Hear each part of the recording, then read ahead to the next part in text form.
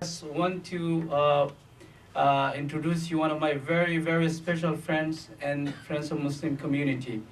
He is the one who stood up for Medina Masjid when, after the 9/11, some people came to take down the Medina Masjid. With the neighbors, he stood up. He authored a book in 1983 called World Peace with a question mark. It was republished in 2003, and which went into in depth in terrorism. He works with many interfaith communities. He also co-founder of local faith communities in East Village, and as well as he also have a documentary on global terrorism, which is known as Dialogues. And also, I'd like to mention he got award on nuclear proliferation documentary. He just did not mention here. So he's here. I would like to ask him just 1 minute to express himself. This is our brother Anthony Donovan. Also, I see our brother Alan is here. I would like to thank him to make his time to come with this camera tonight. Oh, thank you, thank you. Thank you very much. It's a deep honor to be here. 1 minute. My mother, who's, you're right about mothers, they are the best, and they, well, I just, my mother, who's an Irish Catholic, very devout, said this Imam is a very, very holy man. She heard him speak, and it's very true, it's very clear. This is an honor. I think this is extremely important to talk to our own, wherever we are. And yeah, I just want to support, and I don't have to tell the Imam this, that we are one humanity, as Dr. Sarah said, put very well. And by the way, that document that you read, the only problem I have with what is that he read it very quickly, because it was a really beautiful, beautiful document, and I think it's really worth studying and going over that in detail. Whoever got together to write that, I just thank you very much. Yeah, I did a lot of work on terrorism.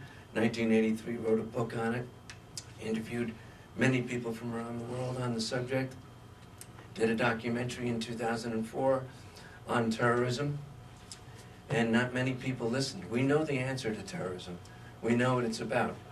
It's opening our hearts, it's having dialogue, it's confronting our fears, getting to know others, as was well put by both these leaders. So one thing we haven't done as an international community and as a nation is we never really spent time defining what terrorism is. As you went into with your document very clearly, I was really happy to hear that. We haven't defined it. And I think we haven't defined it because if we do look into terrorism carefully, we know that we're part of it, all of us. We are all part of it. Our armies, our decisions, our policies, poverty, injustice anywhere, as Martin Luther King said, is injustice everywhere. So I could talk for many hours, and I look forward to coming to more of these events. And I thank you. It's an honor to be with you, and I really can't thank you enough.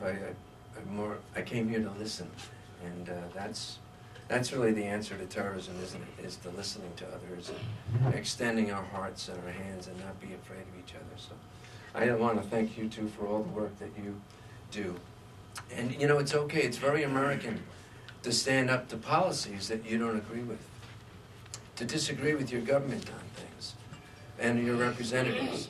My father spent a lot of time writing letters about Vietnam. He didn't like that war, didn't think it was just. So anyway, God bless. So if you're standing up towards injustice in this world, you're being a good American, no matter what faith you are. If you see injustice, we stop it. If we see hatred, we stand up.